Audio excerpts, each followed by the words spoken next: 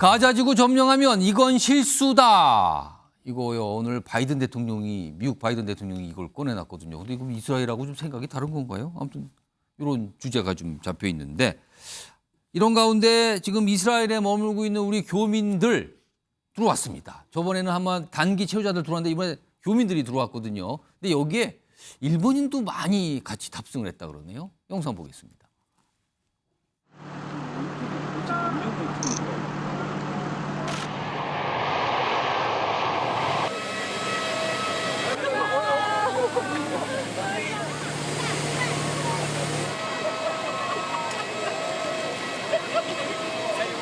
정부에서 이렇게 빨리 대응을 해주셔가지고 저희가 이렇게 안전하게 입국할 수 있어서 대단히 감사하고요. 그러니까 현지의 교민 중에서 이제 외국인하고 결혼한 경우도 있잖아요. 근데 다 같이 모셔왔고요. 그리고 자리가 좀 남아서 거기 계는 일본인들도 한 51명을 같이 데리고 왔거든요. 근데 화면 좀 보겠습니다.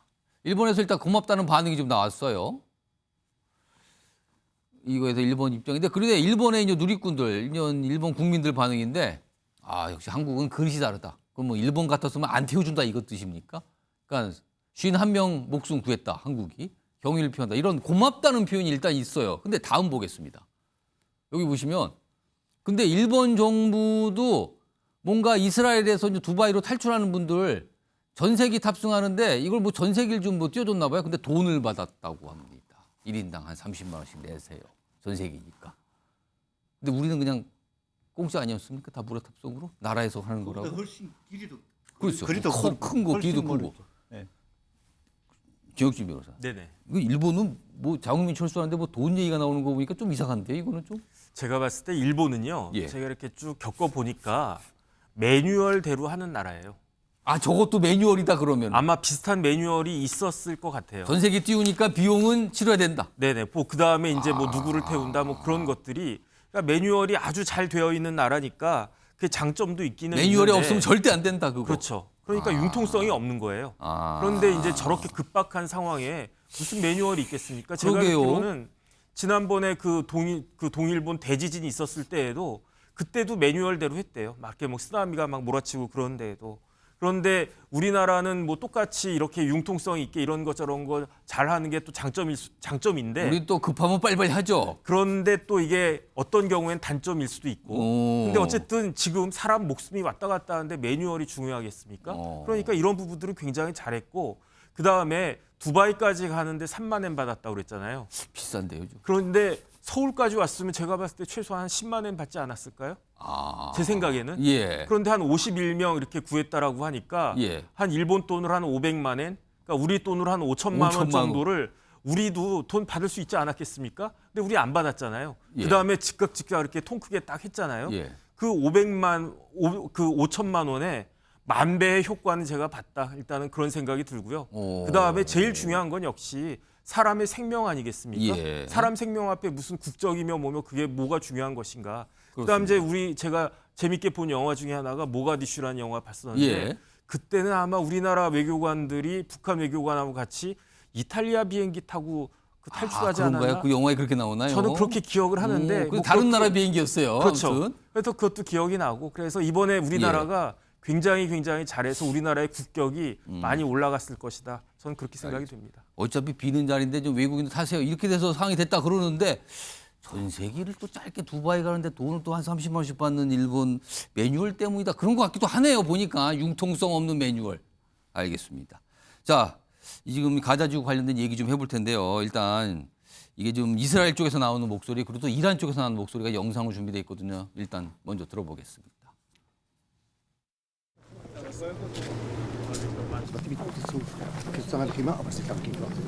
אתם ערוכים להמשך? אתם ערוכים להמשך? כל איש חמאס הוא בן מוות. חמאס זה דאעש, ונרסק ונחסל אותו, כפי שהעולם ריסק וחיסל את דאעש. جنایتکاران جنگی و حامیان آنها در منطقه هشدار می‌دهم که تا دیر نشده جنایات جنگی رژیم کودککش جعلی 지금 이스라엘이 가자 지구의 지상군을 벌써 점령하겠다 이런 얘기 지금 뭐 임박했다 이런 나오잖아요. 그런 가운데요. 화면 좀 보겠습니다. 오늘 바이든 대통령이 입장에 나왔는데요. 언론 인터뷰에서 이스라엘이 가자 지구 점령한다면 이건 큰 실수될 것이다.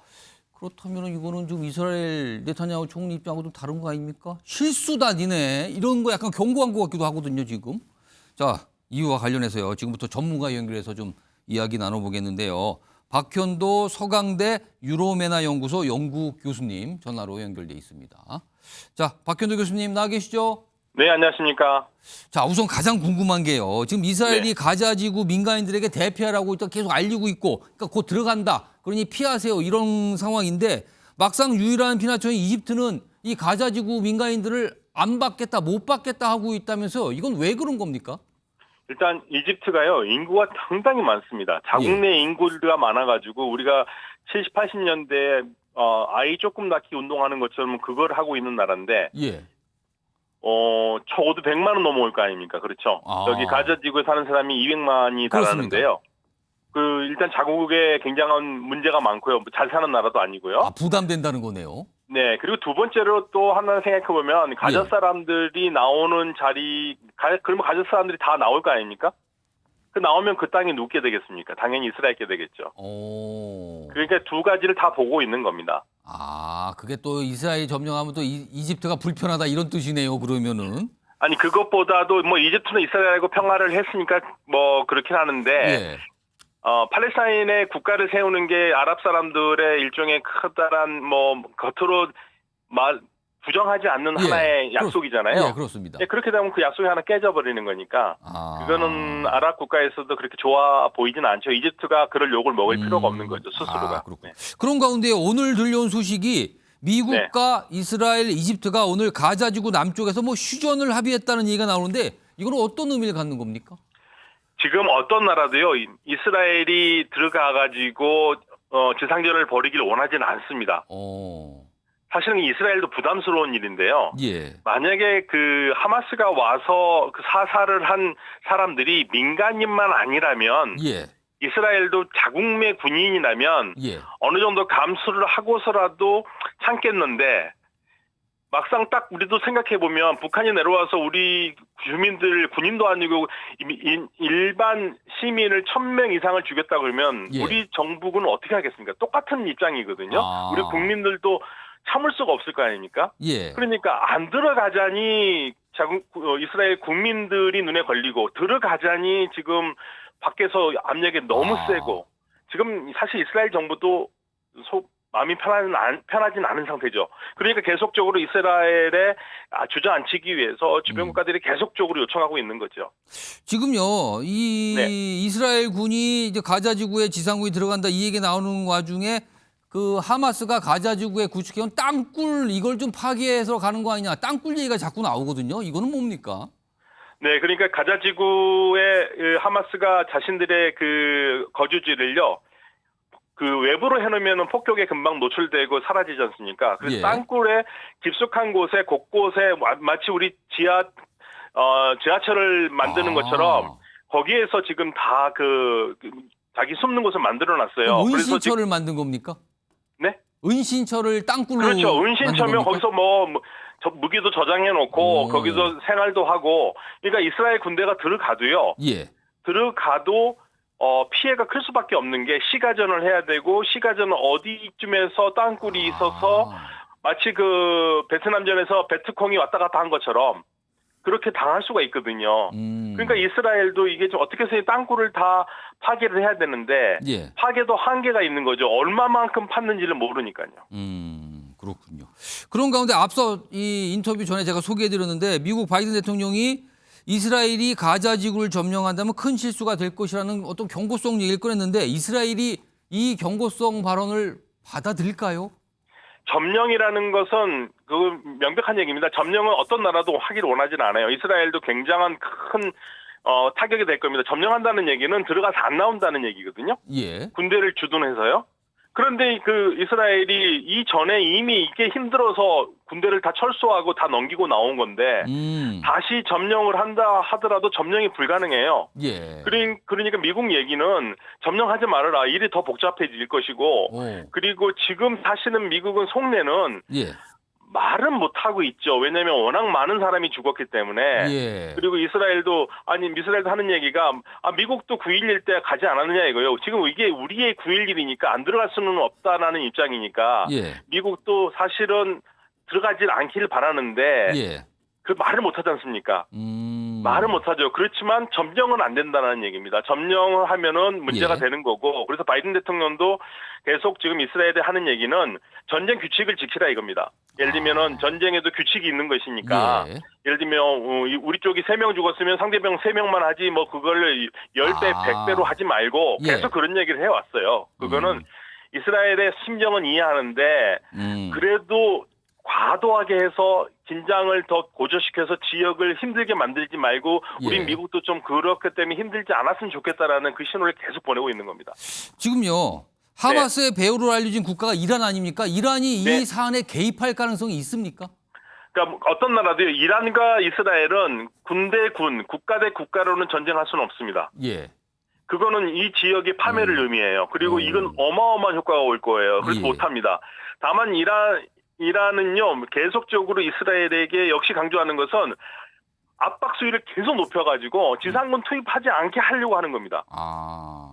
예, 그리고 만약에 그 전쟁, 이란과 확전이 된다면은 그건 예. 이란과 확전이 아니라 이란은 굳이 자국 내 군대를 쓰면서까지 이스라엘과 싸우지 않아도 주변에 이란 편을 들 수 있는 시아파 민병대를 가진 적이 많기 때문에 예. 시리아, 레바논, 이라크, 예멘 전부 다 이란의 친우 세력들이 있거든요. 예. 그렇기 때문에 어떤 형태로든지 이스라엘을 공격할 수가 있어요.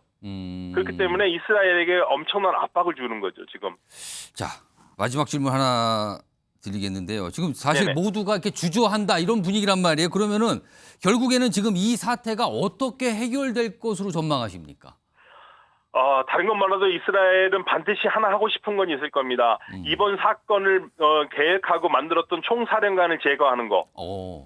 그것만 해도 이스라엘은 어느 정도 분은 풀릴 수는 있어요. 물론 1,300명에 가까운 정말 무고한 시민이 너무나 비참하게 죽었거든요. 예. 그거는 두고두고 어떻게 해서는 갖고 싶겠지만 예. 지금 그런 상황이 되면은 오히려 지금 전장의 불바다가 더 커지기 때문에 예. 최소한 이스라엘은 이 작전을 세웠던 인물들을 직접 암살하는 작전은 반드시 하려고 할 겁니다. 그게 그러면은 최소한의 이스라엘이 해야 되는 일 중에 하나죠. 지금 현재로서는. 수계만 제거한다면 어느 정도 다시 잠잠해지고 해결이 될 거다. 이 말씀이네요. 그러면요. 수계를 제거하고 하마스는 다 제거할 수는 없지만 예. 하마스에 상당한 타격을 주어서 예. 하마스가 어느 정도 괴멸될 수 있는 상태까지만 된다면 물론 예. 하마스는 절대 사라지지 않을 겁니다. 예. 또 다른 제2의 제3의 예. 하마스가 나올 거기 때문에요. 그러나 현재 이스라엘은 그 부분에 집중하고 있을 겁니다. 알겠습니다. 자, 지금까지 박현도 서강대 유로메나 연구소 연구 교수였습니다. 고맙습니다. 네, 감사합니다. 뭔가 굉장히 좀 명쾌하게 뭔가 설명하셨는데 땅굴이 이 김영주 의원님 네. 땅굴이 그렇게까지 많이 있었네요. 그게? 사실은 뭐 북한의 기술을 많이 뭐 활용했다 그렇다는 그런 얘기가 얘기도 있어요? 있고요. 그래서 기본적으로 보면 이제 뭐 러시아 같은 경우는 지하철 들어가 보면 아주 체계적으로 그렇죠. 깊이 잘 깊다고 된 그러죠, 굉장히. 그런 또 북한도 그런 기술들을 갖고 있기 때문에 그것들이 상당히 많이 활용됐다라고 하는 부분도 무기 체계도 그럴 수 있는 부분이 있다고 생각이 들고요. 예. 다만 지금 보면은 어쨌든 미국 입장에서는 제가 봤을 때는 어쨌든 내년 대선을 앞두고 있다는 측면. 그리고 트럼프는 아예 개입하지 않겠다는 예. 입장을 했기 때문에 그런 부분. 그리고 두 개의 전쟁을 할 수 있냐 하는 부분 때문에 상당히 그 미국은 이스라엘을 원칙적으로 지원하되 확전은 자제시키는 그런 부분이 아닌가 싶습니다. 사우디가 중동의 맹주인데 거기도 지금 뭔가 주저주저하고 있죠. 국내상 뭔가 할 일 많은데 이런 거 안 된다. 약간 이런 분위기도 있다고 그럽니다.